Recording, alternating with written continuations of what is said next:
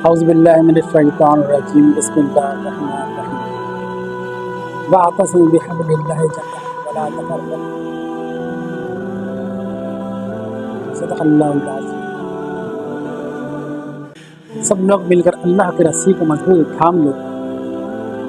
اور آپس میں تفرقہ میں نہ پڑو، یعنی الگ الگ نہ ہو۔ اس قرآن پاک کی آیت مبارک میں اللہ تعالیٰ نے حبل اللہ سے مراد حبل اللہ فرمایا قرآن کو، یعنی حبل اللہ اللہ کی رسی، اس سے مراد قرآن شریف ہے۔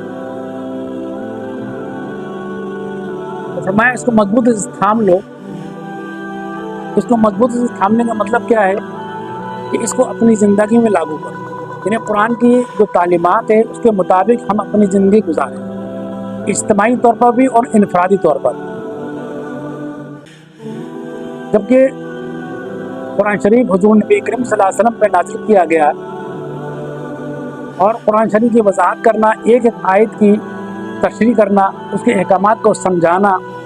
یہ حضور نبی کریم صلی اللہ علیہ وسلم کی ذمہ داری تھی، جو آپ صلی اللہ علیہ وسلم نے اپنی ذمہ داری مکمل طور پہ ادا فرمائی، اور صرف بیان کی حد تک نہیں فرمایا بلکہ آپ نے عمل کر کے دکھایا، اور اس کے نتیجے میں اللہ تعالیٰ نے صحابہ کرام رضوان اللہ تعالیٰ علیہم اجمعین کی ایک اتنی ایسی بابرکت جماعت وجود میں آئی جس نے اس قرآن کی تعلیمات کو لے کر اپنی زندگی بھی اس کے مطابق گزاری اور دنیا میں اس کو پھیلانے کے لیے نکل گئے۔ یعنی صحابہ کرام رضوان اللہ تعالیٰ علیہم اجمعین نے اس قرآن کو اپنایا، اور اس قرآن کی تعلیمات کی برکت سے اللہ تعالیٰ نے ان لوگوں کو جو فرماتے ہیں یہ اس طرح کے قبائلی لوگ تھے کہ ان پر کوئی حکومت کرنا بھی پسند نہیں کرتا تھا، لیکن اللہ تعالیٰ کے فضل و کرم سے اور اس قرآن پاک کی برکت سے اور حضور نبی کریم صلی اللہ علیہ وسلم کی دعوت کی محنت سے اللہ پاک نے ایک ایسی پاکیزہ جماعت بنائی صحابہ کرام کی شکل میں، جس نے اس ذمہ داری کو کمحقہ پورا کیا اور پوری زندگی اپنی اس دعوت والی محنت میں لگا دی۔ اور محترم ناظرین، جب تک مسلمان اس قرآن سے جڑے ہوئے تھے اللہ تعالیٰ نے ان میں اتحاد، اتفاق اور ایک محبت پیدا کی ہوئی تھی، یعنی اس زمانے میں کوئی تفرقہ بازی نہیں تھی، کوئی گروہ بندی نہیں تھی، کوئی کسی قسم کی جماعت بندی نہیں تھی۔ لیکن بعد میں آہستہ آہستہ یہ امت جیسے جیسے قرآن اور سنت سے دور ہوتی چلی گئی، اس امت میں بگاڑ آنا شروع ہو گیا۔ اس کی تو بہت سی وجوہات ہیں، لیکن ایک بنیادی وجہ اس کی یہ ہے کہ جب تک مسلمانوں کی محبت و عقیدت کا محور و مرکز اللہ کی ذات اور حضور نبی کریم صلی اللہ علیہ وسلم کی ذات مبارک تھی، تعلیمات تھی، اس وقت تک اس امت میں کوئی کسی قسم کا تفرقہ بازی یا بگاڑ نہیں تھا۔ لیکن محترم ناظرین، جب سے مسلمانوں کے محبت اور عقیدت کا محور اور مرکز قرآن اور سنت کے بجائے میرے امام، تیرے امام، میرے پیر، تیرے پیر، جب ان کی تعلیمات کے اوپر آ گئی، جب محبت اور عقیدت کا محور اور مرکز اللہ اور اللہ کے رسول کی ذات کے علاوہ جب ان تعلیمات پر آ گئی تو اس وقت سے اس امت کا بگاڑ شروع ہو گیا، اور یہ امت تتر بتر ہو کے رہے گی۔ ہر فرقہ، آج کیا حال ہے ہمارا کہ ہر فرقہ اپنے آپ کو صحیح اور دوسرے کو غلط ثابت کرنے پہ لگا ہوا ہے۔ اس کی وجہ یہ ہے کہ ہم لوگوں نے قرآن و سنت کی تعلیمات کو چھوڑ کے اپنے اماموں، اپنے پیروں، اپنے بزرگوں کی تعلیمات کو دین سمجھ لیا، جبکہ یقیناً ہمارے امام، ہمارے پیر، ہمارے بزرگوں کی جو تعلیمات تھی وہ یقیناً بالکل درست تھی، اس میں کوئی شک نہیں ہے۔ لیکن بعد کے آنے والے لوگوں نے اندھی عقیدت اور اندھی تقلید کی وجہ سے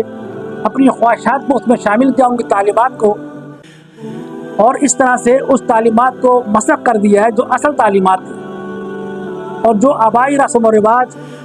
اور گھڑے ہوئے عقائد تھے اسی کو دین سمجھ لیا، جبکہ ان تمام چیزوں کا تعلق دین سے بالکل نہیں ہے۔ جو آج کل ہم اپنے معاشرے میں دیکھ رہے ہیں، مختلف قسم کے رسومات، مختلف قسم کے عقائد، اور ایک دوسرے کو کافر قرار دینا یا ایک دوسرے کو یعنی کہ غلط ثابت کرنا، ہماری پوری توجہ اس پہ لگ گئی۔ بس ہماری تمام علم کا اور تمام زور ہمارا اسی پہ چل رہا ہے کہ ہم کسی طرح بھی اپنے آپ کو صحیح کہیں اور دوسروں کو کہیں کہ تو غلط ہے، تیرا عقیدہ بھی غلط ہے اور عمل بھی غلط ہے۔ میرے دوستو، یہ بہت بڑی گمراہی کی بات ہے کہ ہم قرآن پاک کی تعلیمات کو چھوڑ کے دیگر تعلیمات کو لے لیں اور اس کو پرکھیں گے ہم قرآن حدیث کی روشنی میں کہ بھی کیا بات صحیح ہے اور کیا غلط ہے، بغیر کسی سوچ سمجھ کے، اور جو سن لیا ہے اسی کو سچ اور حق مان کے آگے چل رہے ہیں، آگے بڑھا بھی رہے ہیں۔ یہ انتہائی غلط بات ہے۔ آج کے دور میں ہم دیکھ رہے ہیں کہ لوگوں نے قرآن پاک کو ہدایت کی کتاب سمجھنے کے بجائے، اس سے ہدایت لینے کے بجائے اس کو ایک جنتر منتر کی کتاب سمجھ لیا۔ ہم آپ دیکھ رہے ہیں آج کل سوشل میڈیا میں بھرمار ہے، یہ آیت پڑھ لو، رات میں یہ آیت پڑھ کو سو جاؤ، صبح رزق کا ڈھیر لگا ہوگا، کسی کی شادی نہیں ہو رہی، یہ آیت پڑھ لو اس کی شادی ہو جائے گی، کسی کی نوکری نہیں ہے، کسی کا روزگار نہیں ہے، اور یہ آیت پڑھ لو، اتنی دفعہ رات میں پڑھ کے سو جاؤ، صبح پیسوں کے ڈھیر ہی ڈھیر ہوگی، نوٹوں کی بارش ہو جائے گی۔ یہ کیا قرآن اس لیے نازل ہوا تھا؟ قرآن کی تعلیمات اس طرح کی ہے؟ کیا حضور نبی کریم صلی اللہ علیہ وسلم صحابہ کرام کو اس طرح کی تعلیمات دی؟ جبکہ صحابہ کرام رضوان اللہ تعالیٰ علیہم اجمعین نے کتنی تکلیف نہ دین گزارا، 3 دن 4 دن بھوکے پیاسے رہتے تھے، ان کے پیٹ میں پتھر باندھے ہوتے تھے، لیکن دین کو نہیں چھوڑا، دین پر عمل کرتے رہے۔ لیکن میرے دوستو، اس کے باوجود حضور نبی کریم صلی اللہ علیہ وسلم نے کسی صحابی کو یہ نہیں کہا، یہ نہیں فرمایا تم یہ آیت پڑھ لو تمہارا روٹی کا مسئلہ حل ہو جائے، یا تم یہ آیت پڑھ کو سو جاؤ تمہارے پاس صبح بس پیسوں کی بارش ہو جائے گی۔ ایسا کوئی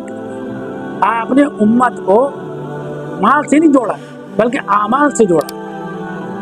ہر تکلیف کے اندر آپ نے دعا سکھلائی۔ یہ تعلیمات قرآن کی ہے، اس سے ہم نے جوڑنا ہے، اس سے ہدایت دینی ہے۔ باقی رہے اس طرح کے مسئلے مسائل تو انشاءاللہ جب ہماری زندگی میں قرآن ہوگا، اللہ پاک اس طرح کے تمام مسائل کو، اور آخرت میں جو آنے والے تمام مسائل ہیں، اللہ تعالیٰ سارے مسئلوں کو حل کر دیں گے۔ لیکن ایمان اور یقین کے ساتھ اس کی تعلیمات کو بھرپور طور پر صحیح انداز میں اپنانے کی شرط ہے۔ ہم آج جو کچھ کر رہے ہیں کہ ہم اپنی نسلوں کو کیا دیں گے، کس طرح کی تعلیم دے رہے ہیں؟ تو آج بگاڑ جو آیا ہے یہ اسی طرح سے امت بگڑتی ہے۔ شروع میں کچھ لوگ کچھ عقائد، کچھ رسومات گھڑ کے اسی کو دین سمجھ کے اس کو اتنا پروپگنڈا کرتے ہیں، اتنا اس کو پھیلاتے ہیں کہ آنے والے زمانے میں اسی کو لوگ دین سمجھنے لگ جاتے ہیں، جس کی وجہ سے آج اتنا بگاڑ آئے۔ آج کے جو ہمارے معاملات ہیں، جو ہمارے قرآن سے دوری کی وجہ سے جو ابتری شکار ہو گئی ہے قوم، امت ہماری، آنے والی نسلیں سے کیا سیکھے گی؟ لہٰذا محترم ناظرین، خلاصہ کلام یہ ہے کہ آج ضرورت اس بات کی ہے کہ ہم قرآن پاک کے صحیح تعلیمات کو خود بھی سمجھیں اور دوسروں کو بتائیں، اس کے احکامات کے بارے میں بتائیں کہ ہم اپنی زندگی اس قرآن پاک کے مطابق کیسے گزار سکتے ہیں۔ اور اس میں جو مسئلے مسائل ہیں وہ ظاہر ہے ہر آدمی کا مسئلہ ہے، علماء اکرام تو رجوع کر لیں، لیکن جو اس کی تعلیمات ہیں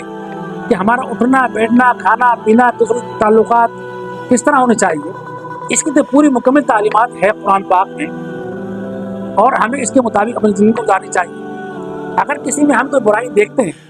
یا کسی قسم کی کوئی کمی کوتاہی دیکھتے ہیں تو ہمارا فرض ہے کہ ہم اس کو احسن طریقے سے سمجھائیں، محبت پیار سے سمجھائیں۔ یہ نہیں کہ اس کو مناظر شروع کر دیں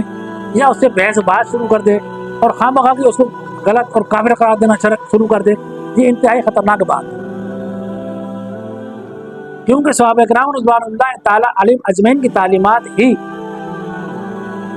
وہ تعلیمات جو حضور نبی کریم صلی اللہ علیہ وسلم نے انہیں دی تھی۔ اور ان کی محنت سے یہ تعلیمات، یہ دین قرآن ہم تک پہنچا ہے۔ اگر آج ہم صحابہ کرام رضوان اللہ تعالیٰ علیہم اجمعین کی زندگی کو یا ان کے کسی ایسی چیزوں کو منفی انداز میں بیان کریں گے، منفی انداز میں بتائیں گے لوگوں کو، تو اصل میں اس سے ہوگا کیا؟ اس سے ہمارا دین پورا کا پورا مشکوک ہو جائے گا، یعنی پوری دین کی جو ہمارے اسلام کی جو بنیاد ہے نا، یہ ہل کے رہ جائے گا۔ اس لیے ہمیں اس سے اجتناب کرنا چاہیے۔ تمام صحابہ اکرام ہمارے سر کے تاج،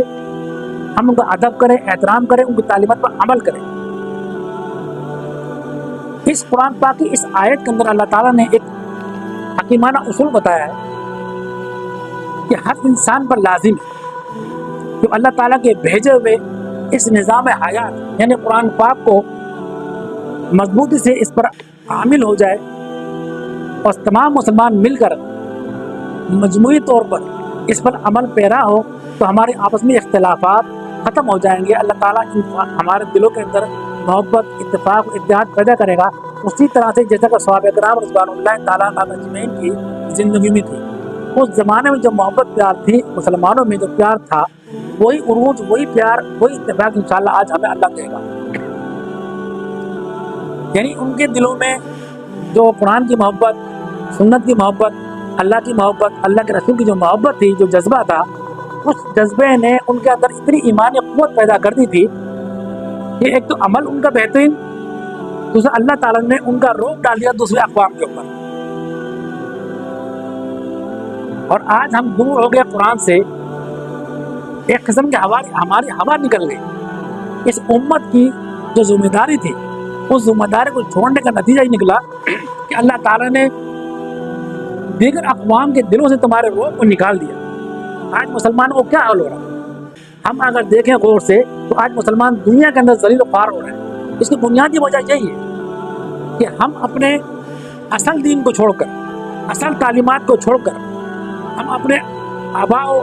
اجداد کی رسومات پر اور ہم اپنے جماعتی تعصب میں، یعنی اس طرح سے ہم مشغول ہو گئے کہ ہم نے اصل تعلیمات کو پیچھے چھوڑ دیا۔ آج ضرورت میرے محترم بزرگوں یہ ہے کہ ہم اپنی اصل تعلیم یعنی دعوت والی محنت، یعنی قرآن کی دعوت والی محنت، اس امت کو اللہ تعالیٰ نے پیدا ہی اس لیے کیا، نکالا اس لیے کہ یہ امت دائی ہے، اصل میں دائی امت ہے، یعنی کہ دعوت دینے والی۔ دعوت ہم دوسروں کو اس وقت دیں گے نا جب ہمارے اپنے عمل اچھے ہوں، جب ہم آپس میں کافر قرار دے رہے ہیں، ایک جو غلط ثابت کر رہے ہیں، تو ہم کسی غیر اقوام کو کیا دعوت دیں گے؟ کس بات کی دعوت دیں گے؟ یعنی یہ ہمارے اعمال جو اس وقت ہو رہے ہیں، یہ گویا دین اسلام کو پھیلانے میں رکاوٹ بنے میں، گویا ہم رکاوٹ بن گئے۔ اگر کوئی دین اسلام کی طرف آنا چاہتا ہے، وہ ہمیں جب دیکھے گا، ہمارا رویے کو دیکھے گا، ہمارے اعمال کو دیکھے گا،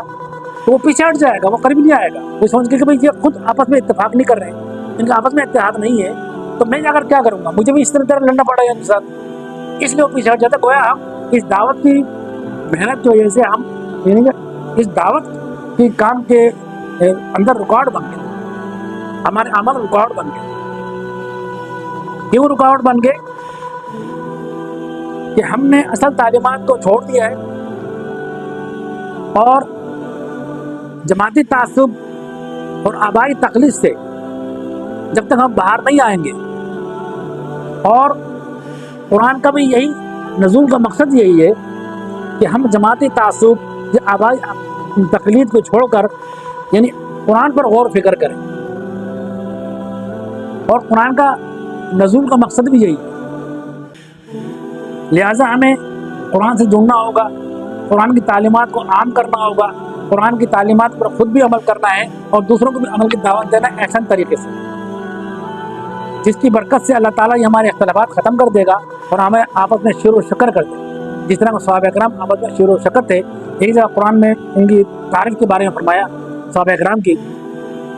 رحماء بینہم واشد علی الکفار، آپس میں تو شیر و شکر تھے وہ، لیکن کفار کے مقابلے میں اشد تھے، شدید تر تھے وہ۔ کیوں؟ ان کا روب تھا کفاروں کے اوپر۔ آج ہمارا روب ختم، اس لیے کہ ہم نے اس دین کو چھوڑ دیا، دین کی تعلیمات کو چھوڑ دیا۔ لہٰذا ہمیں چاہیے کہ ہم صحیح قرآن پاک کی تعلیمات سے آگاہی حاصل کریں